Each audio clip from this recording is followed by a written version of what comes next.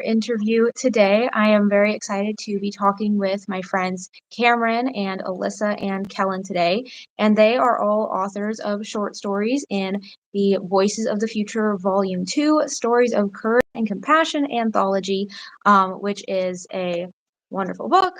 And I hope that you will all check it out. They are also all my classmates in the author conservatory. So I've known them a long time and I know they are really cool. And I think that you guys are going to really enjoy hearing from them today and hearing about the adventures that they've been on as they've been writing and publishing their stories. So first, today we're talking with Alyssa. And Alyssa, what are some fun facts about you that that readers should know?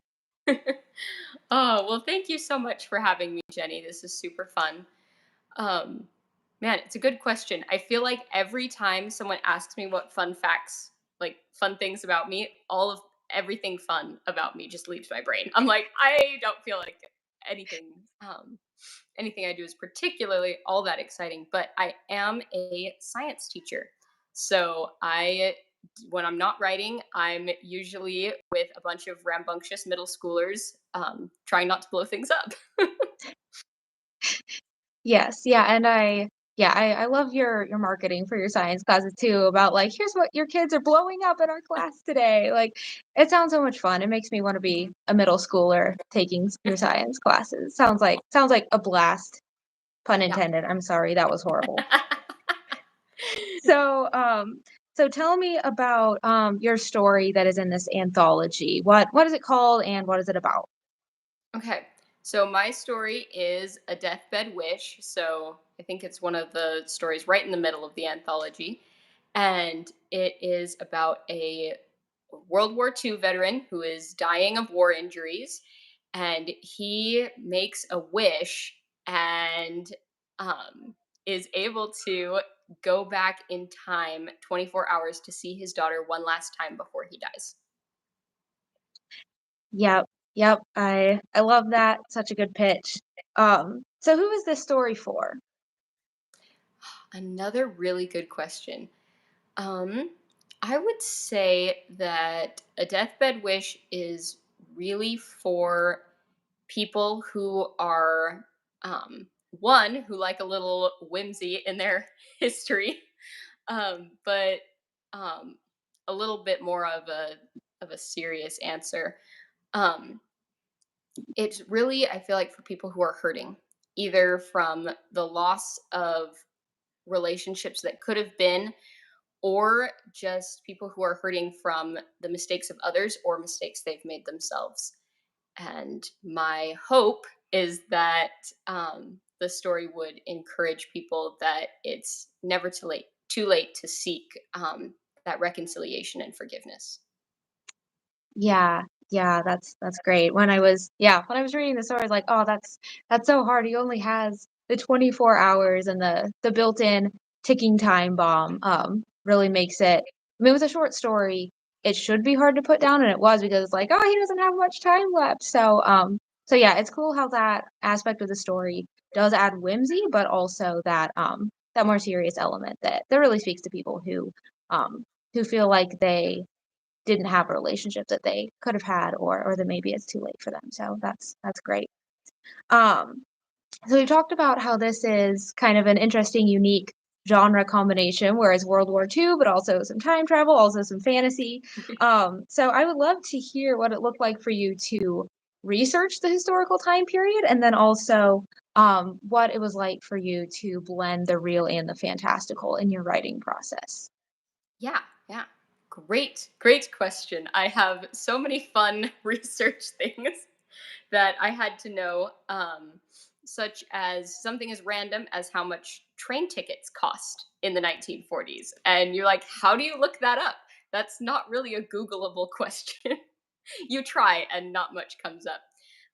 So I had the incredible blessing and privilege of being able to interview my great aunt, who actually was a teenager during World War II, and she played a big role in fact checking my history and really adding that extra shine of accuracy and yeah, being able to interview her and get to know her a little bit better was absolutely amazing. So that was a big part of my research. Yeah, that's awesome. Hmm. And then, as far as the second half of your question, blending the real and the fantastical, it was interesting. I actually found it easier than I anticipated. I normally write straight up fantasy with uh, very little to no historical factors. But when we were developing these stories, um, one of the instructors in the conservatory told me, "Okay, you can't have too much world building." And I'm like, "Oh, well, if I can't have too much world building, it's probably going to be easier to set it in the real world." Um, and I had gotten some inspiration on the whole idea of magical clocks. And so I was like, oh, what if we added in some time travel, which I didn't realize is actually kind of complicated to have in a story. But because of limiting it to 24 hours, um, it it seemed to work out okay and made sense to people. Yeah. Yeah, as someone who did have a lot of world building in my short story and ended up writing a 12,000 word short story, I'm like, yeah, that's fair. Setting the story in the real world is probably a smart decision. As much as I enjoyed my world building, if you're actually trying to make it a short story, then yeah, that's a smart choice. And yeah, I agree that it worked out really well. It's so cool that you got so much of this from a family member. I think that's really neat. A thing that has showed up in my interviews with the authors from the first anthology was that a lot of us actually based our stories on the locations where we grew up. Like, unknowingly, we didn't talk about this, but a lot of us kind of based it on the areas that we grew up in. And so I just always think it's cool to see those real life inspirations for stories and ways that just very grounded, real life parts of who we are end up showing up in our stories, even when we didn't really plan it or intend it that way. So that's really neat. We'll just see what happens.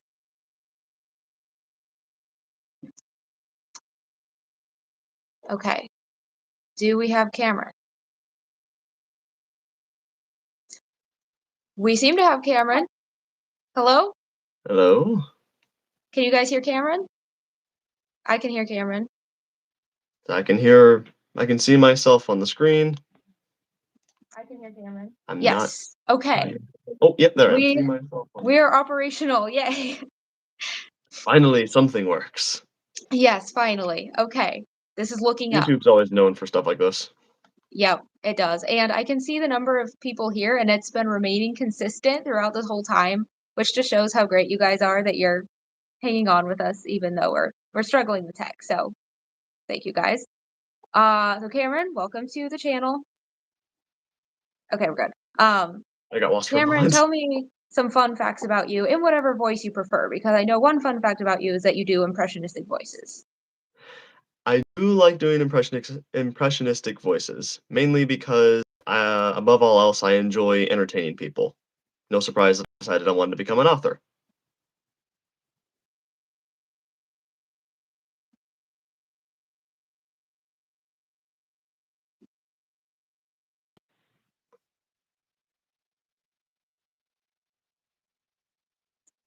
I can see my feed glitching, hang on. Yeah, Oh, you're back now. I have it up on my screen to make sure everything's still running okay.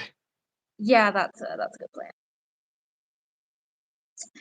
But I guess the most be despite trying to be an author, I still prefer movies over books when it comes to storytelling. That's just my favorite medium because there's so much that can go into storytelling on the screen.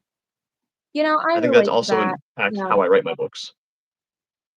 Yeah. Yeah, I'm kind of the same way. Like as much as I love writing novels, I feel like part of me loves movies even just a little bit more.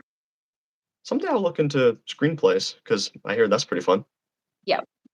Yep, exactly. So, tell me what your story is about. Well, short story even shorter. Miracles is a Christmas comedy horror about a little boy who he's smart, he's sharp, he knows Santa ain't actually real. Until suddenly there's proof against that.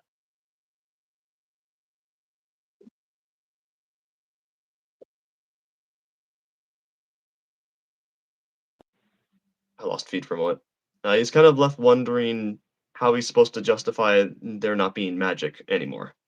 And that leads to one of the biggest questions that he's used magic's non-existence to help buffer, which is if magic, if miracles, if all of this stuff was real all along, why didn't his dying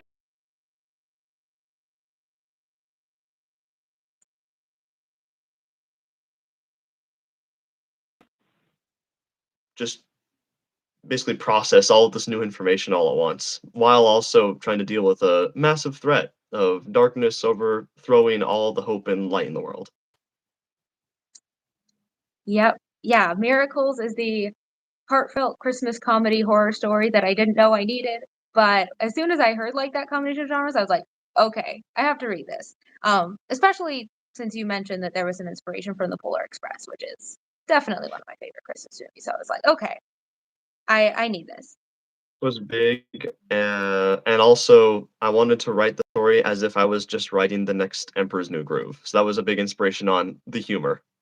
That makes a lot of sense. Yeah, Polar Express meets The Emperor's New Groove. That's a pretty good combination. So who would you say is the audience for this story or the readers that you most want to reach with it?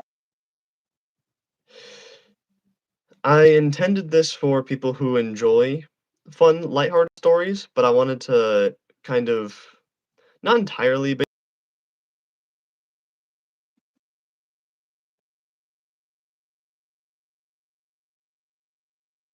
heavier and sometimes darker themes.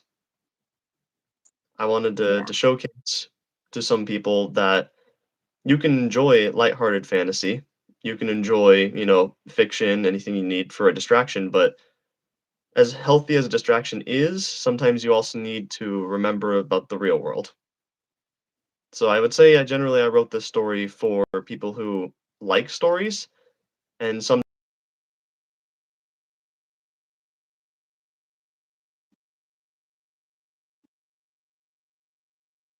it's a mishmash of a bunch of different genres because it's written for really anyone who just kind of feels like reading the story. Yep.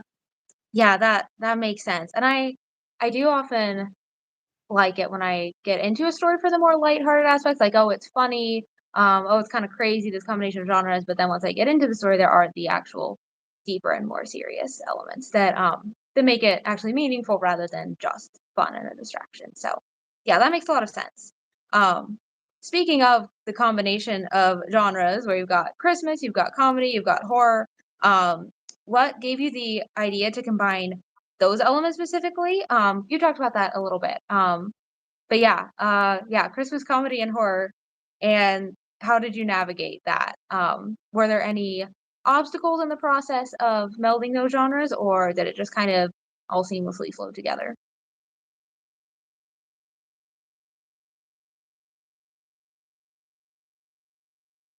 Uh, it's definitely not a conventional blend of genres for a story, especially one that needs to be as short and concise as this one was.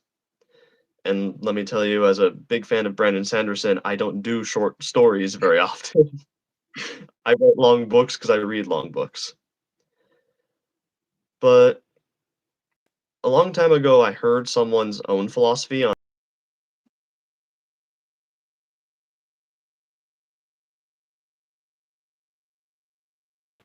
anything in regards to my time in the author conservatory.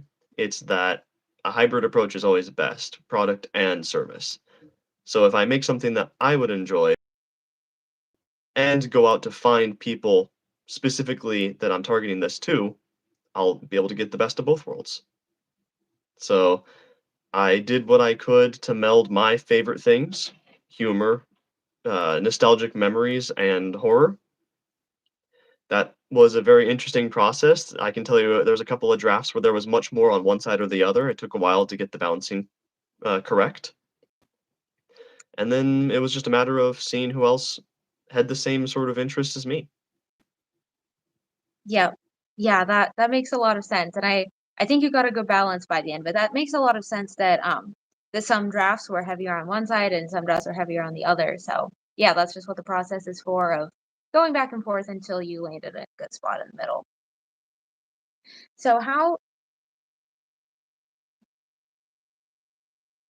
Published. yeah. So how does miracles fit into the themes of courage and compassion? Well, a little fun fact, a little sneak peek behind the curtain. Initially, it wasn't written for that anthology. It was written for a different one that kind of was more vague on the theme. I don't think they're going to run with that anymore with how they're running Voices of the Future. But luckily, our instructors are very great at the author conservatory. They were able to look at all the stories and find the common thread. And more than anything, I didn't write it for courage and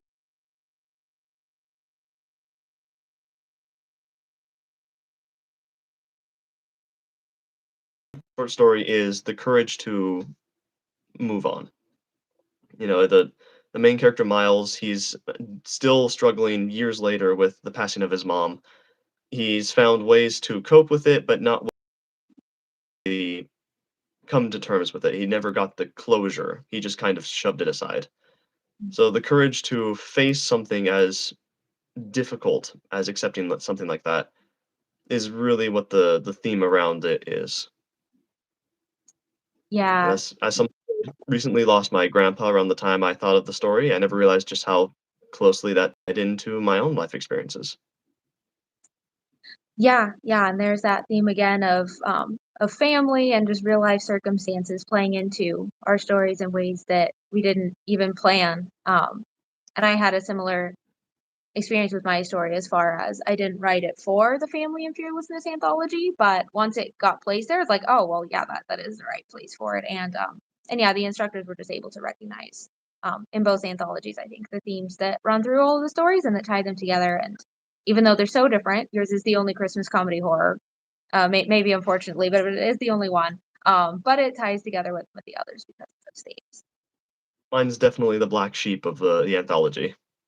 I don't know if it's the black sheep. There are a lot of very unique stories in the anthology, but by definition, then they're each unique in their own way. So, uh, at least yours Not just isn't a 12,000 words long like mine.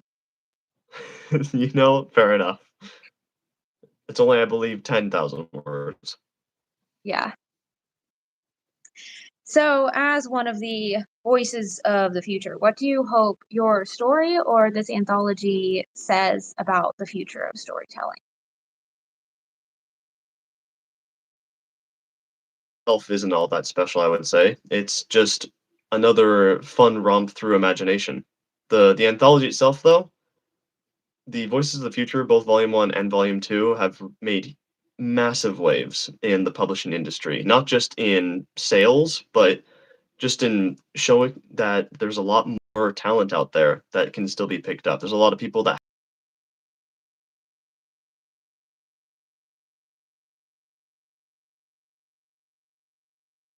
bring to light the other authors that have many great stories to share. These people deserve chances to be able to tell stories, to share it with others, because you never know who needs to hear that story. No matter how much you may or not think your own story is worthwhile,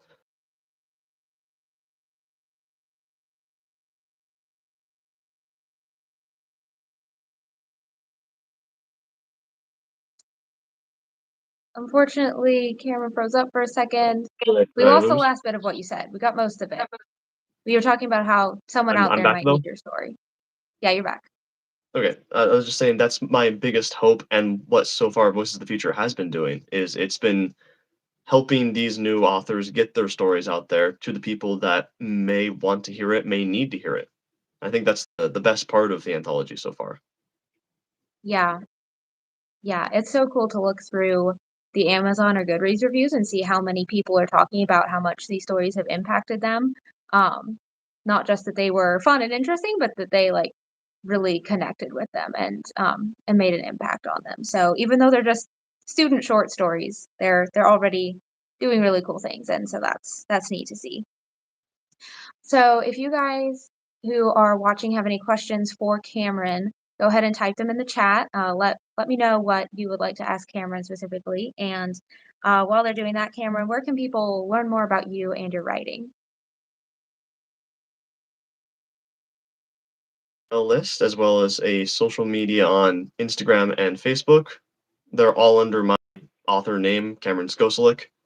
Good luck trying to spell that last name. It's in the title of the video.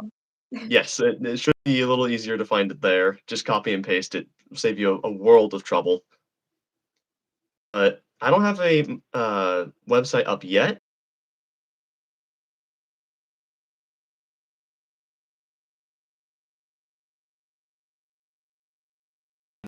Is put on the email list. That's where I respond to the most people. That's where I'm able to serve people the most because there isn't the word limit that the social media holds me to. Yep. Yep, and I will put links to that in the description in the future. So if you come back and see the recording, there will be links. For now, just look up, like Cameron said, copy and paste his name from the title of the video. Molly has a question. Do you have any tips for balancing humor with other aspects of your story? It's a good question, Molly. I lost connection for a moment, but I'm pretty sure I know what you just asked 'cause it's in the chat there. Tips for balancing humor, it's very difficult. It is very difficult because I don't know why I chose a difficult blend of things, but if there's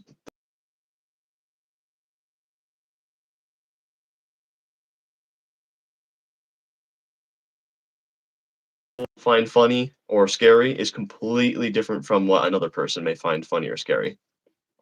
So balancing humor specifically, I wanted to make sure that I didn't undercut any of the serious moments. That was the first and foremost goal. I made sure there were no jokes in the middle of like serious moments, in the middle of emotional moments. In fact, I tried to make sure I used that effectively for the storytelling as well. The big drop moment, if you've read the book, you know the moment. I made sure that even the most like sarcastic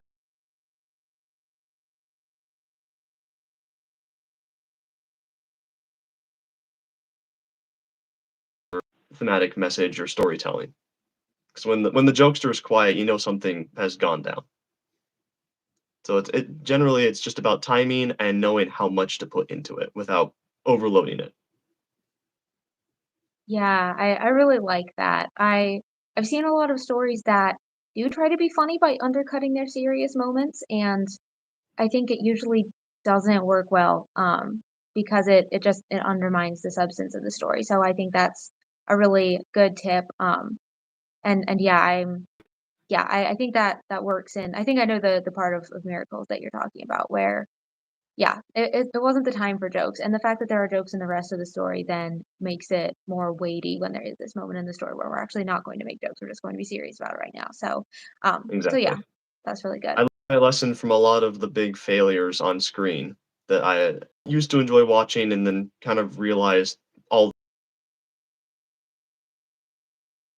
I think we're both talking about Marvel movies right now, about recent Marvel movies, probably other things as well, but trying not to name drop. yeah, yeah, I've love a learned a lot of lot from Marvel Phase stuff, 4 but Marvel on how to write humor.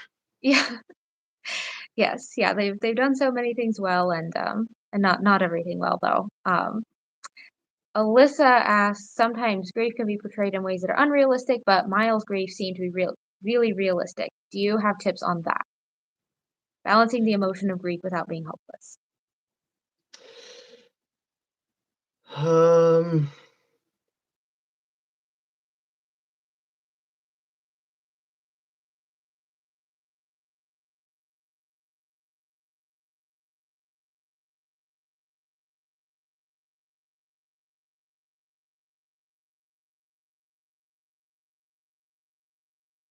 Did we actually lose Cameron this time? We're so close. I think you're back. is it working? Yes. Ah, I can see myself. Okay, we're live again. Swapping between Wi-Fi and mobile because they're unstable both ways for some reason. Yeah. Okay, I don't remember where I was, so I'll just start afresh. Grief is different for everyone.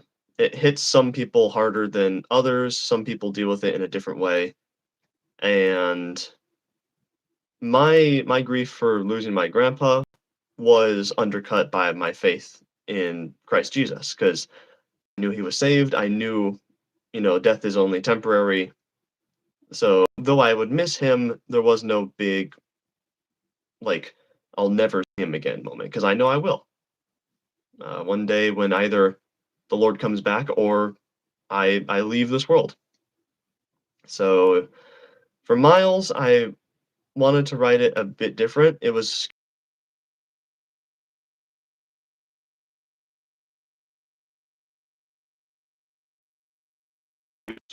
to explain away the supernatural. So balancing the emotion of grief, I don't know if I actually did balance it all that well because as far as Miles was going, he wasn't balancing or even processing it. He just kind of put it on hold and ignored it until it all exploded in his face in the middle of the story.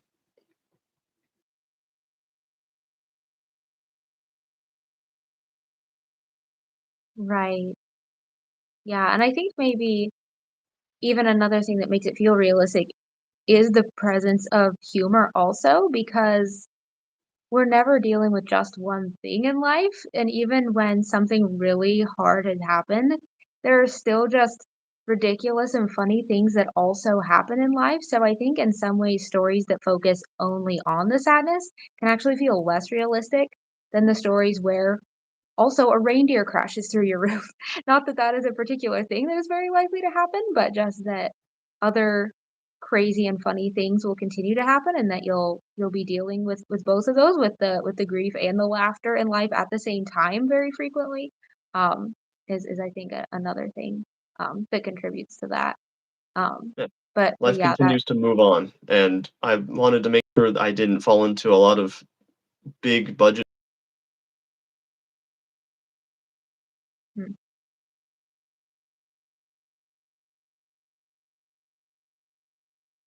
yep.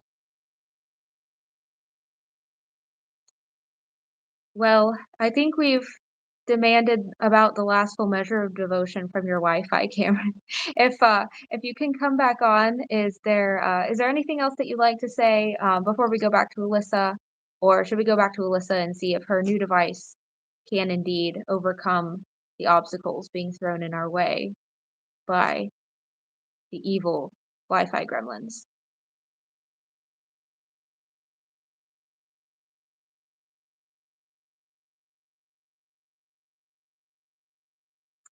I can't see your video, but I can hear your audio.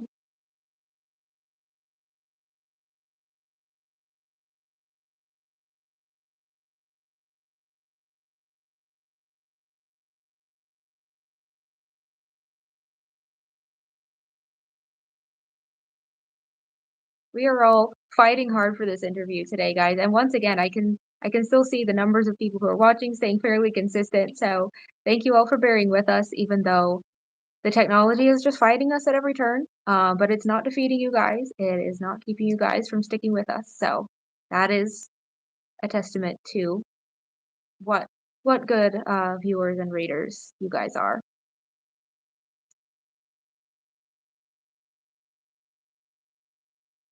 It looks like YouTube has completely crashed on Cameron. So, thank you, Cameron. That was great. Let's uh, let's go ahead and go back to Alyssa and finish out Alyssa's interview. If Alyssa, you can join again on your new device. We'll see if that works. Everybody, thank Cameron for being here. Um, okay, Cameron says final words in chat. Write what you love, then find those who will love it with you. There you go. That sums it up. Sums up our interview with Cameron today. So let's see if Alyssa can join us again. We'll give her another try and then we will go to Kellyn. Um, I hope we can get Alyssa back on to answer the second half of the questions. And Alyssa, let me know if we need Kellyn to join first instead, because we can also do that. As another reminder, if you guys would like to sample Voice of the Future for free, you can actually find my story, People of the Rain from Voices of the Future Volume 1, for free at my website, which is linked in the description. It's jennygossel.com. So if you are interested in Voice of the Future, but not quite ready to commit to buying a copy yet, then you can sample it for free. Just go to jennygossel.com. It's linked in the description. and you can get an audio recording of my short story, People of the Rain. You can also support the Voice of the Future Volume 2 authors through another link in the description and help them attend writers' conferences and pitch their work to agents and editors. And it's a great way to support the next generation of storytellers. If you like what you're hearing today, and you want to hear stories from authors like this more and more, then you can support the authors by purchasing Voice of the Future Volume 2. Back with the other device. Okay, we're trying again.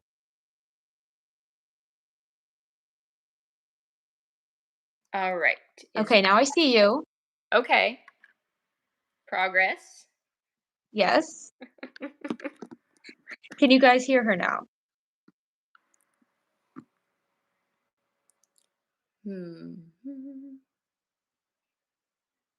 Oh. Oh. Hey, Oh. look at that. Ah. It seems we finally have audio. Okay. Woot. Oh, goodness.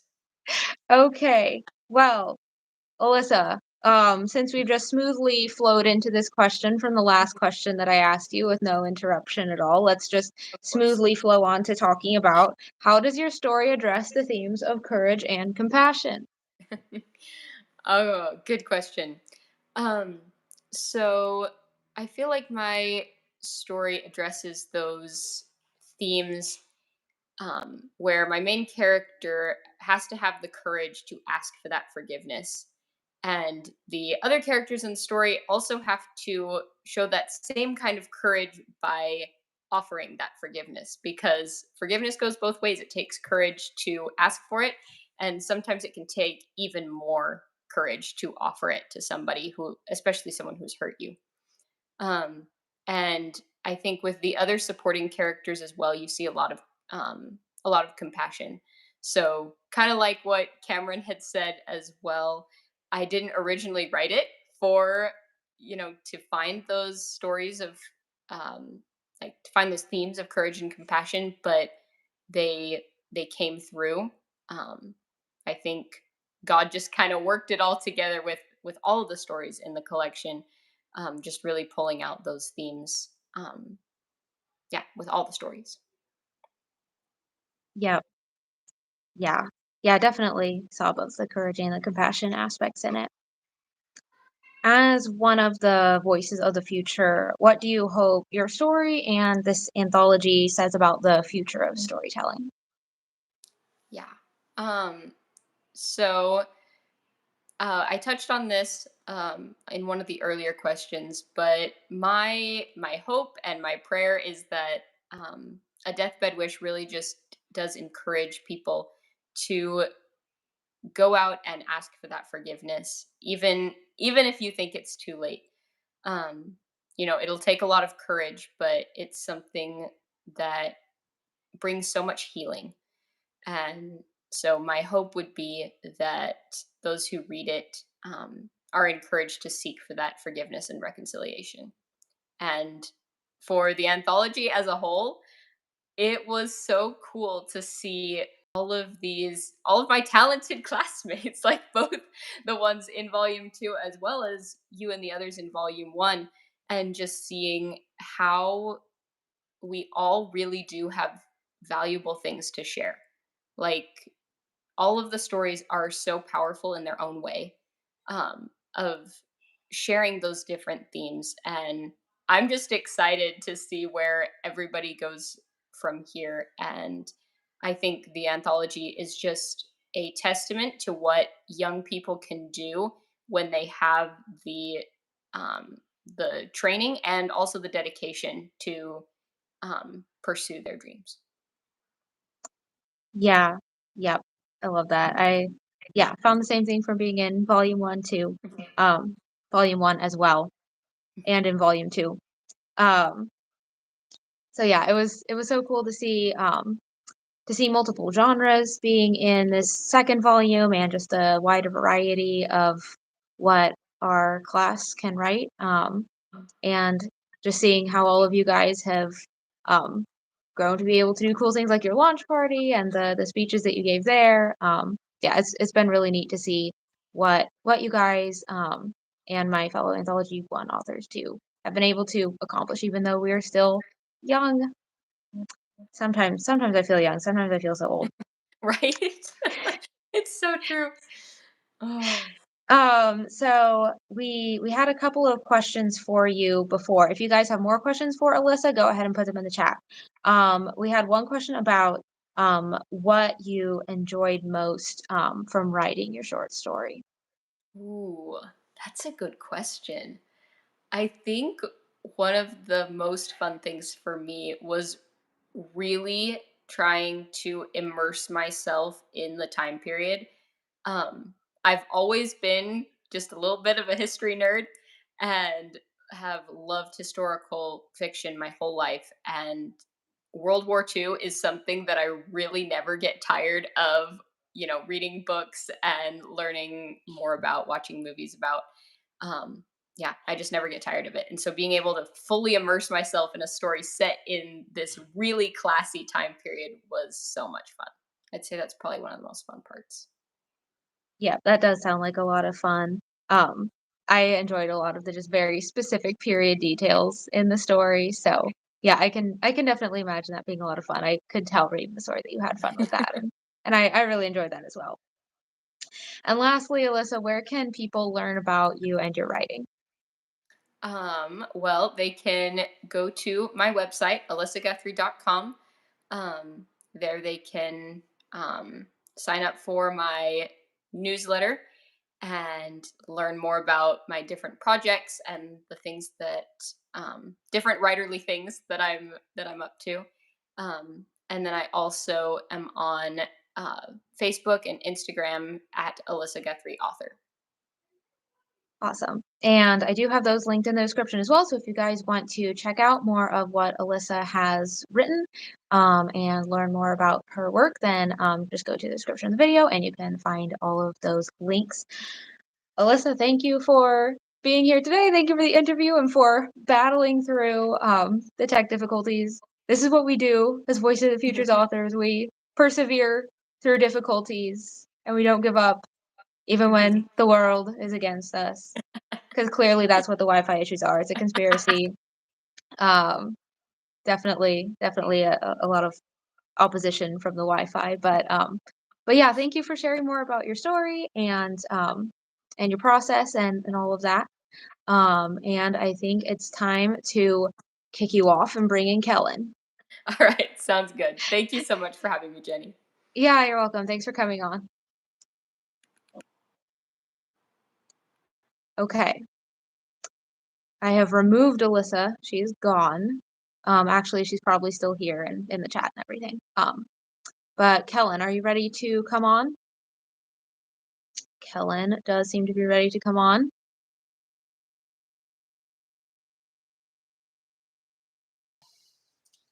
Kellyn. Okay. Hello, Kellyn. All right, I'm trying to make it. Oh, there I am. Can you There you hear are. me? I can hear you. Can you guys all hear Kellyn? That's the question. Yes. Okay. Yes. At least M can. That's really all I needed is to have M hear me do this interview. So. Yes. Exactly. Exactly. Well, maybe technology will be a little bit kinder to you, and maybe we can finish out with I shouldn't jinx us. Maybe we can finish out with maybe we can finish out with an easier one, but hopefully that doesn't jinx us. So, Kellyn, what are some fun facts about you? Oh gosh. Okay, I should have thought about this before. Let's see. Well, I love border collies, and I love rubber ducks. I like the wrong version of the Pride and Prejudice movie. I like the one that no one else does. Oh no. And no, but I'm not going to say which that is, so everyone can always just assume. Oh no, I agree with Kel. Just think in your head. Oh, she must mean the one I like. Okay. And then we'll. Yeah. Okay. Yeah, I don't know. Yeah, that I like summer. Most people don't like summer, I found, but I really do. I enjoy the heat. So, yeah, those are some fun facts. Yes. Those are very fun facts. Yes. Okay. So tell me what your story in Voices of the Future is about. So my story is If You'd Only Say, and it's about a guy named Bob who does not ask one clarifying question that would solve the whole story. Instead, he decides that it's possible his fiance, who he's been courting / dating, it's Scotland in like the 1880s or I guess it's the 70s. It's possible she might not love him. So he's just like, oh, I've got to think about this way too much and not ask any questions and just obsess. And so yeah, it's just Bob obsessing for 6,000, 7,000 words. So Yeah. Well, first off, I love that you have a main character named Bob. I don't think many people have the nerve to do that, and I love that you have a main character named Bob. It's great. And secondly, I'm not really a historical fiction reader a lot. I'm not really a romance reader, but I really enjoyed this story, and the way that you describe the story cracks me up, but like I find it disturbingly relatable to read about somebody who could solve everything by just asking some clarifying questions and yet does not. Mhm. Like, could he I just would ask do the a same question thing. and yeah.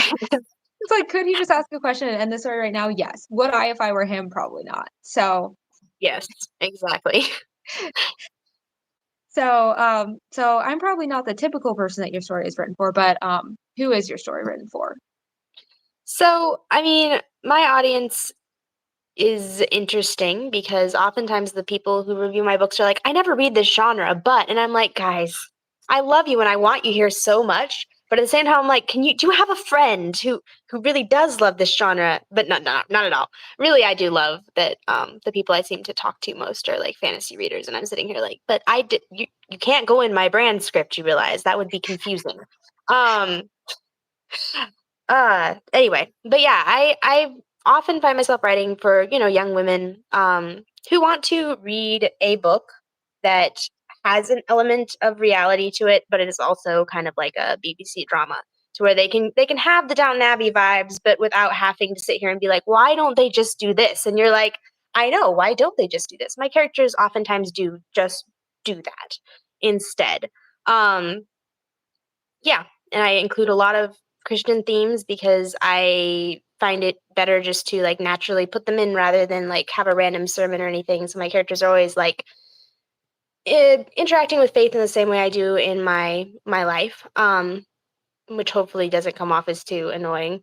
Uh, so yeah, just I kind of write. That was such a bad explanation. I should have just had like a little blurb written up or something. But yeah, that's kind of how I how I describe it awkwardly. Yeah. No, that made sense to me. And I think for people like me who read a ton of fantasy, something that is from, Regency era, late 1800s or something can almost feel more escapist than fantasy because it's like a break from what we usually read. And That's true. so yeah, that makes a lot of sense, and that's kind of your audience, kind of regardless of what genre we read most often. Right. So the genre that you write in seems like it's not the most common genre for younger writers to take on. So what drew you to work with this genre? And how do you bring a unique perspective to the historical romance genre as someone who is younger than most of the authors who are writing in that space right now?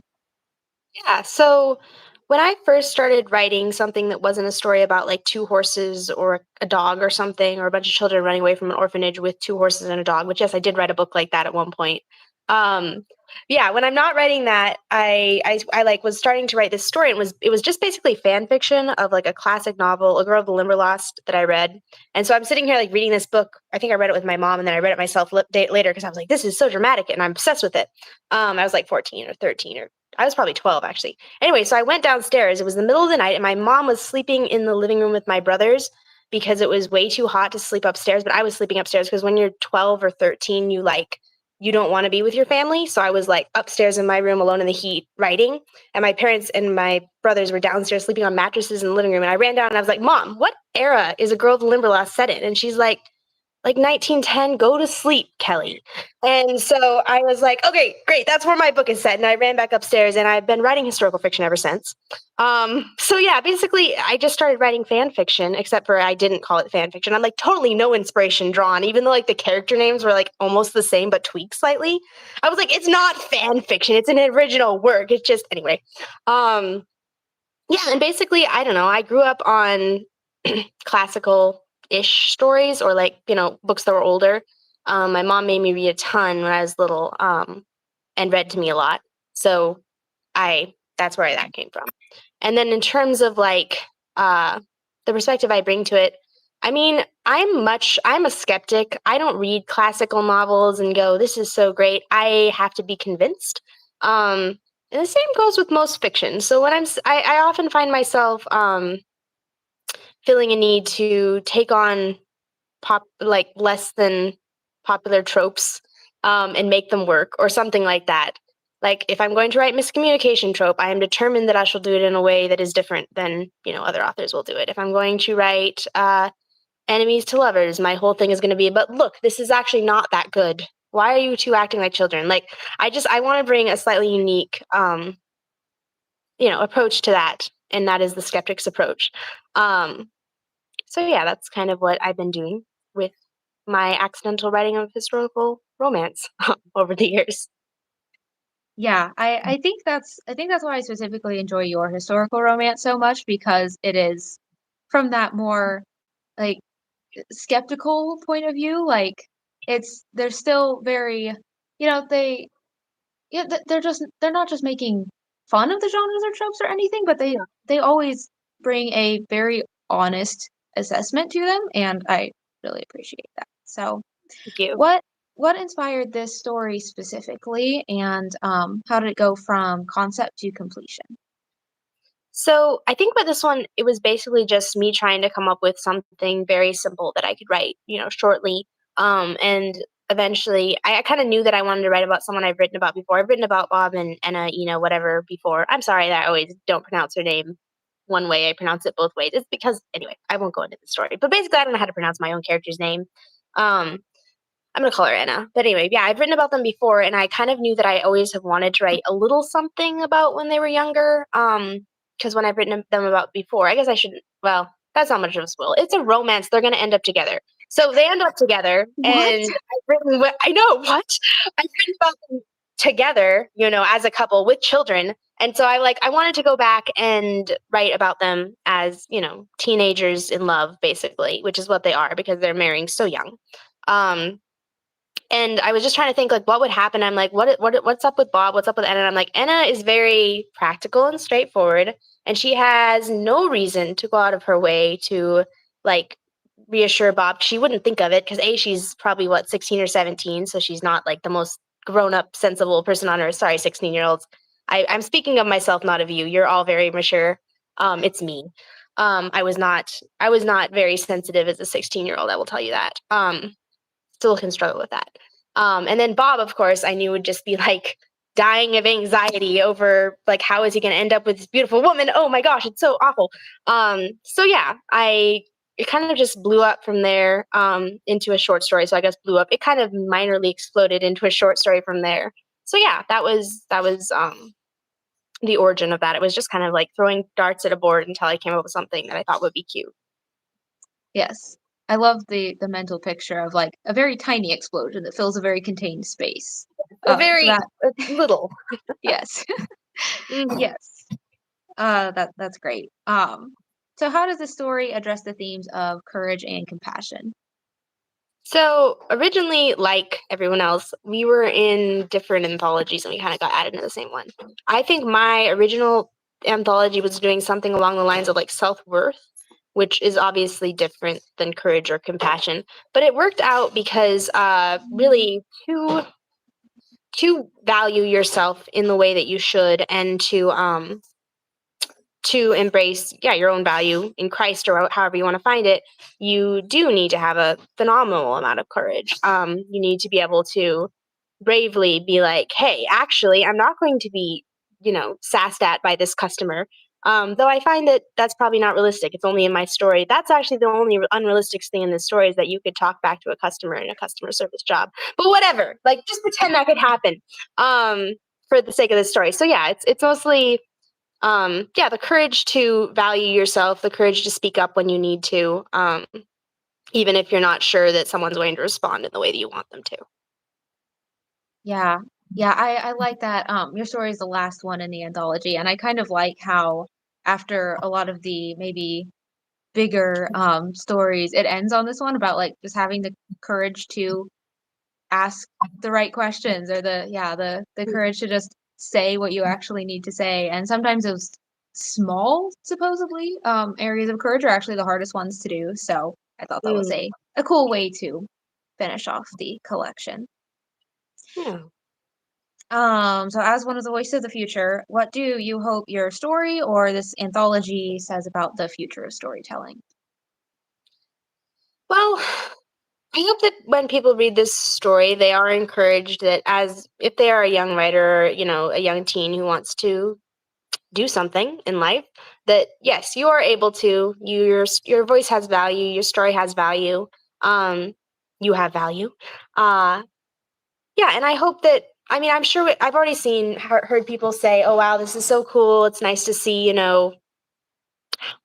what's coming out of the author conservatory, basically."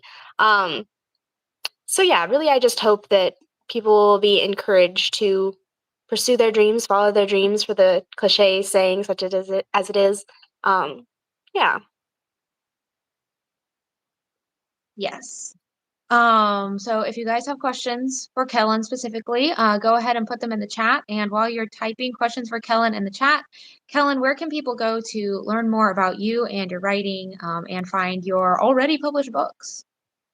So, if you want to find my published books, you should just go to Amazon and click in KELLYNROTH, and then you should go to the individual page and you can click purchase now. Okay, no. Really, you should go to KellynRothAuthor.com. You can also go to KellynRoth.com. I got it to redirect. But yeah, and I'm also on Instagram at KellynRothAuthor. Where I post way too much. But yeah, I've got a newsletter on my email list, or I've got a newsletter on my email list. That was beautiful. I've got a newsletter / email list on my website that you could follow if you would like to get to know me more, or you could just decide you don't want to get to know me more. That's also a valid option. So yeah. And I think people need to know that if they join your newsletter, they get updates on your fish, who are named Yes. after your book characters. They are. Except all my fish. I'm having fish woes, actually. I won't go into this a ton, but I did something wrong with the tank once. And ever since then, I have not been able to keep a fish alive. So now I'm naming them after characters I don't like. So it's less of a tragedy. I have one in there named Maddie after a character I don't like in one of my books. And so I posted on my Instagram and was like, I hope she dies. I don't like Maddie. And everyone's like, what do you mean you don't like? What are you talking about? I'm like, I'm so sorry. I should have given context. But yeah, you'll probably hear the fish woes at some point too. Yeah. Yes. So sign up for the newsletter, in other words. Okay, we have a question. What is the most important thing to keep in mind when writing historical fiction? I would say that more than, I know this is such an unpopular opinion, but more than getting all the little details right about like what kind of carriage they would use, which you can fudge. I don't, but you can. I think the most important thing is getting like the how would you even describe this? Like the society, right? The way that people think and how they move and how they interact with each other. And it's not so different. Like the more you look into it and the more you write about it, you realize it's very human and it's not so different from, writing about people in today's world or on a fantasy world or whatever. People are human, unless you're writing fantasy, and then you might not even be writing about humans, in which case do whatever you want. But yeah, if you're writing historical fiction, yeah, make sure that you're thinking about how people think, I guess. Become a studier of both kind of the human side of things, but then also how that relates to the era they have found themselves in, the social etiquette and the rules and blah, blah, blah. It really helps set the vibe more than you'd think. Plus, it's so much fun because you can be like, enjoying all this ridiculousness that is any era, but, and plus it then helps you think more intelligently about the modern world and kind of like how we've gotten here and blah, blah, blah. So yeah, that's what I'd recommend. Nice. Another question is, Do you find any difficulty managing a more modern writing style or narrative voice with historical subject matter? Um, I mean, I decided early on that I wasn't going to write exactly like Jane Austen because no one can beat her, or any, classical author. I was going to use my own voice, and I was going to acknowledge that probably people did not always speak in the most formal, contractionless way ever. Um, I do think that there are authors who take it a little too far at times, or you could certainly take it a little too far if you're like using modern slang. I try not to use words at all that weren't used in the era, actually, which is more difficult than you think because like you'll be your copy editor. I have a great copy editor who always looks up like the most random words. I don't even know how she even thinks to do this, but she'd be like, actually, tear stains was not used until 1804 or whatever, and I'm like, tear stains? You mean like? What do you mean? Didn't they have tear stains? No one cried before 1804. Fun fact. I think they cried, but for some reason, like it was like 17 something. I can't remember what year it was, but for some reason, tear stains was later than I thought it was. And I'm sitting here going, what do you mean I can't use that?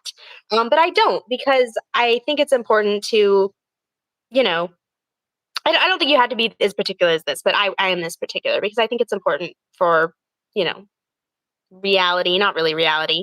But anyway, that's what I do. To kind of maintain a little bit of a consistent, realistic voice, but at the same time, you can't go so crazy into it that no one understands what you're talking about. Like if you were to set a book in the 1400s and start spouting Shakespearean wordage, which is not even like how they really talked anyway, people would go crazy. So you can't go that far. So I don't know. It's a mix of like learning your own writing style, immersing yourself in classics to a degree where you can at least pull off like something that sounds like someone might have said it. I often find that, it can be fun to watch, just watch the movies that are set in that era that not something like Bridgerton where you're like, I'm not sure anyone has ever done anything like that. Sorry, guys. But like, things that are things that may have a little bit of basis in reality. As someone who doesn't like the right version of Pride and Prejudice, I can't really speak to that, of course. But anyway, but yeah, basically, it's a weird balance that you kind of have to figure out through the writing and through critique and just however you want to put it. You have to kind of play it by ear, I guess. Yes. Well, friends, I'm going to have to sign off. If you have more questions, please sign up for Kellyn's newsletter and reply to her newsletter with your questions to get in touch with her. Once again, if you would like a free sample of Voices of the Future, you can find one at my website, which is linked in the description. Thank you guys so much for being here today. Thank you, Kellyn, for talking with me. And thank you for hanging with us through all of the technological craziness. We made it. We interviewed all 3 authors. Thank you guys so much. And I will talk to you all later. Thanks.